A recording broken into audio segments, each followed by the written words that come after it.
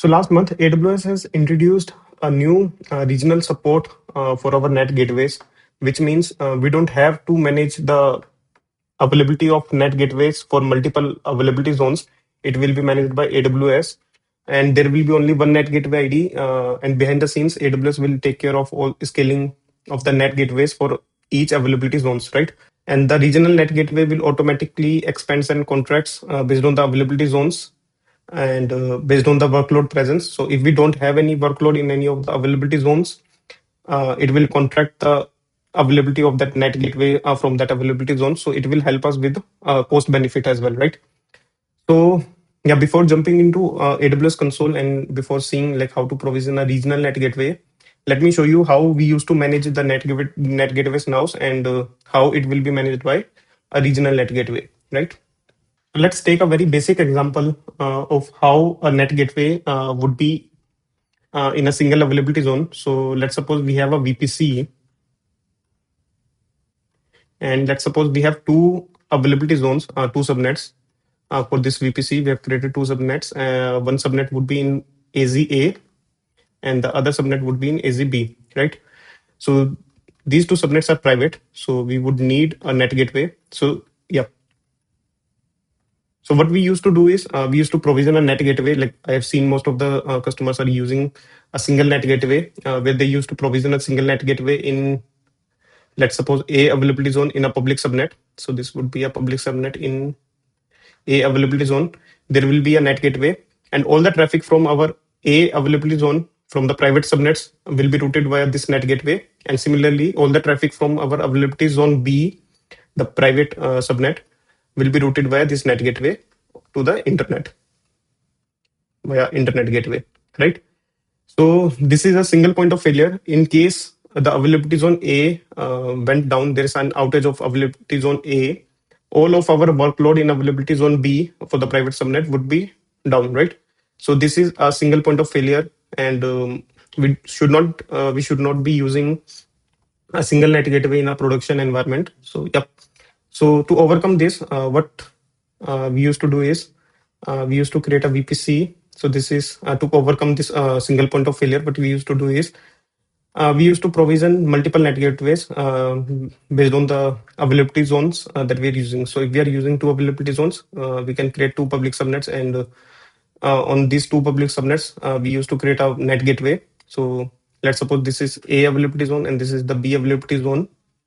So all the traffic from our private subnet. So let's suppose this is a private subnet, and this is another private subnet in B availability zone, and this is in A availability zone. So all the traffic from A private subnet will be routed via this particular NAT gateway in A availability zone, and all the traffic from B private subnet will be routed from the B availability zone, the NAT gateway in B availability zone. So that means in case our A availability zone went down, there's an outage in A availability zone, we still have our application up and running in B availability zone. So now let's have a look at the regional NAT gateway. So with the regional NAT gateway, let me try to draw it. Yep. So we will have a VPC, and within this VPC, we may have, let's say, two availability zones. We are using two subnets, AZA and AZB. So we used to provision a NAT gateway, which is a type of regional. So we will have a NAT gateway. So while provisioning a regional NAT gateway, we don't have to specify any of the public subnet, right? So yeah, and all of the traffic from our availability zone A. So we have the route tables. So all the route tables will be pointing to this particular regional NAT gateway for all the outbound traffic to the internet. Yeah. Similarly, if and behind the scenes, what AWS used to do is AWS used to provision the NAT gateways for that particular availability zones. We don't have the visibility to these NAT gateways because these are managed by AWS.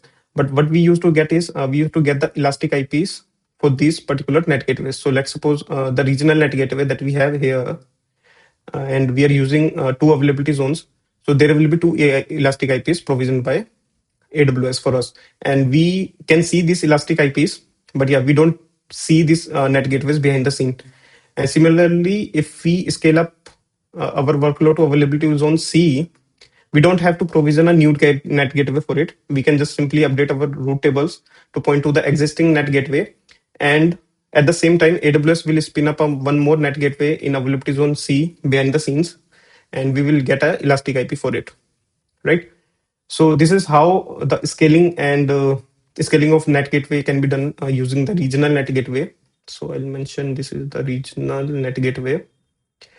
And let's suppose we discontinue using availability zone C. We don't have any workload in availability zone C. So what regional NAT gateway will do, as soon as it will identify that there are no resources, there are no network interfaces in this availability zone C, it will remove this particular NAT gateway behind the scenes, this particular elastic IPs, because we are not using it. And we still have two NAT gateways available for our two availability zones, right? So this is how the scaling up and the scaling down of NAT gateways can be done using regional NAT gateway. So there's one more thing to understand. Let's suppose we scale up our workload in availability zone E, let's suppose, and we are pointing to the regional NAT gateway again, the same regional NAT gateway, and behind the scene, AWS will spin up a NAT gateway. But spinning up that particular NAT gateway can take up to 60 minutes, right? Which is a longer time. And let's suppose we immediately want our E availability zone to connect to the internet. We have a EC2 machine in this particular E availability zone. So in the meantime, this particular NAT gateway in E availability zone get provisioned. The regional NAT gateway will route the IPs, route the internet traffic to any of these availability zone, like any of this NAT gateway in A subnet or in B subnet, right? So we still be able to use this E availability zone immediately as soon as we spin up the EC2 machine on that E availability zone. So now let's jump into AWS console and see how we can provision a regional NAT gateway. So I'll just go to my VPC console, and from here I'll spin up a VPC. I'll create a VPC, and I'll select VPC and more. I'll give it a name. Let's say Balwinder.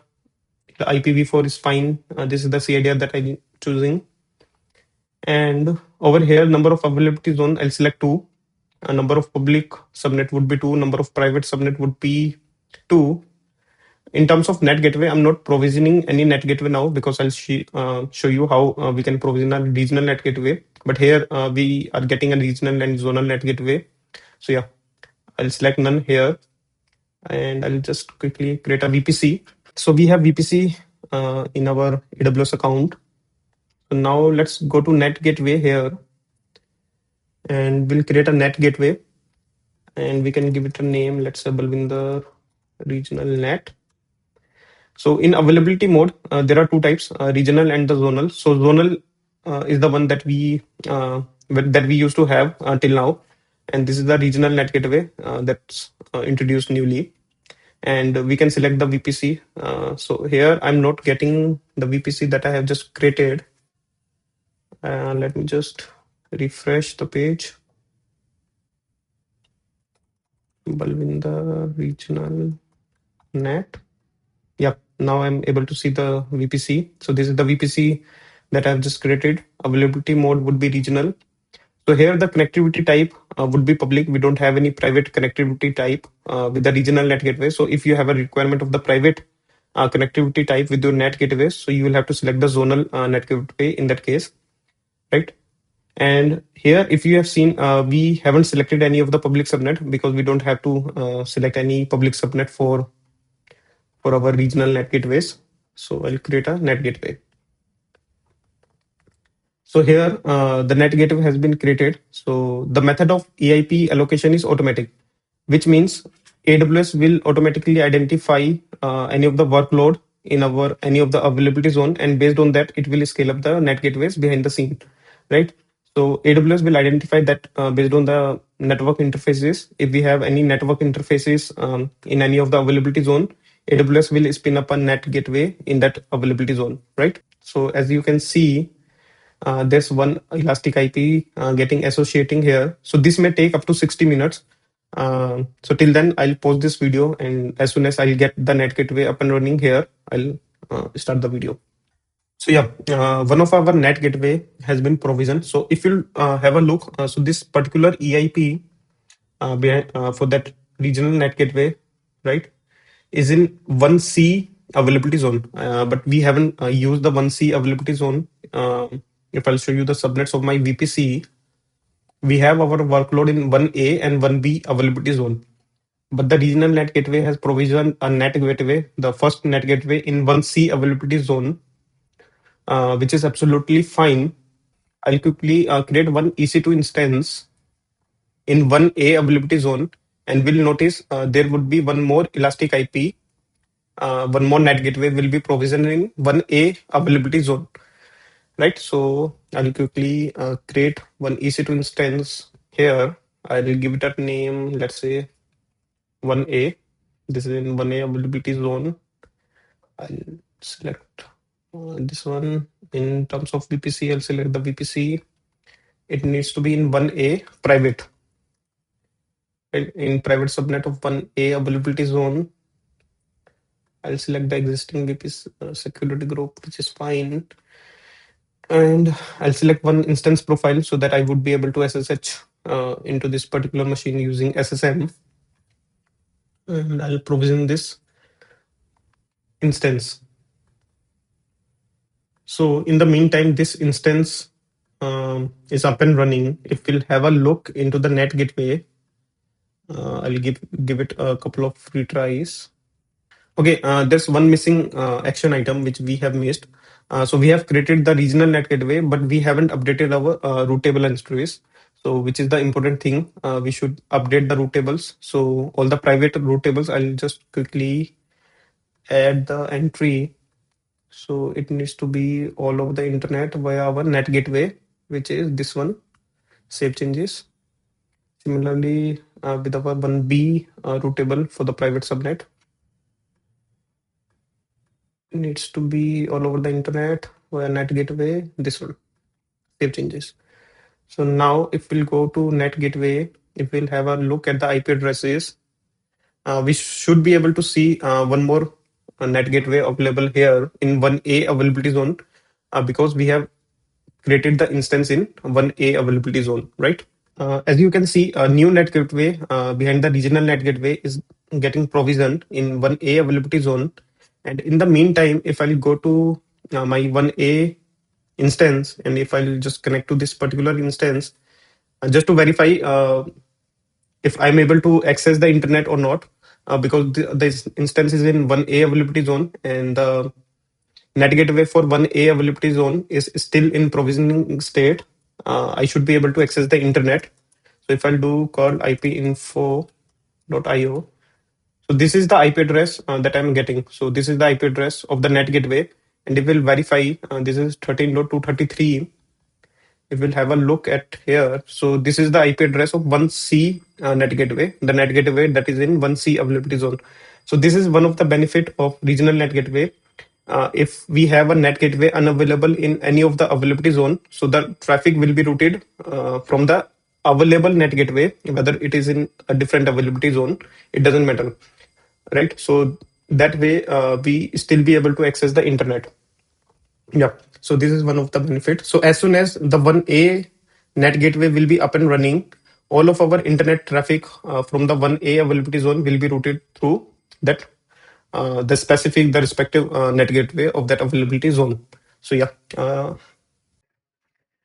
So the NAT gateway in 1A availability zone is up and running. So if I'll go to my instance again, previously it was 13.233, which is the IP from 1C availability zone. But we have NAT gateway in one, but we have the EC2 instance in 1A availability zone. If I do call IP info again, can see there's a difference in the IP addresses. So this is the IP address from 1A NAT gateway, right? So 65.2, 65.2. Yep.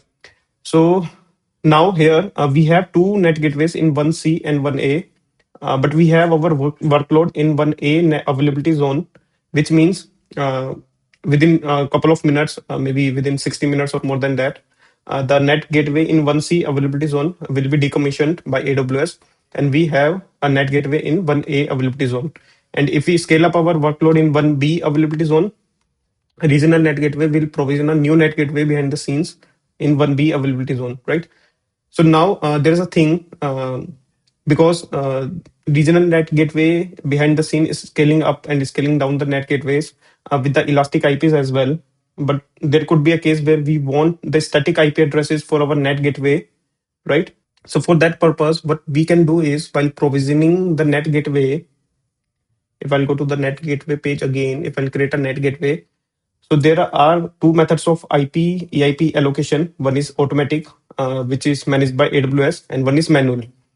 So in that case, you can select the manual way of elastic IP allocation for your availability zones, right? And you can select the elastic IPs from here so that you have the elastic IPs for your NAT gateways. Yeah.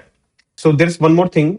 If you are choosing the manual way of EIP allocation, you won't be able to leverage the scaling feature of NAT gateways, which is managed by regional NAT gateways. So for that purpose, we need to have the automatic way of EIP allocation so that AWS would be able to provision the elastic IPs based on the workload presence in availability zone, right? So that AWS would be able to allocate the elastic IPs. And if we don't have any workload on that availability zone, AWS would be able to decommission that elastic IP in our AWS account, right? And if you want to utilize the regional NAT gateway using Terraform, so Terraform version, so the AWS provider version 6.24 has this feature available. So you'll have to update your AWS provider to 6.24 to be able to use this particular regional NAT gateway using Terraform.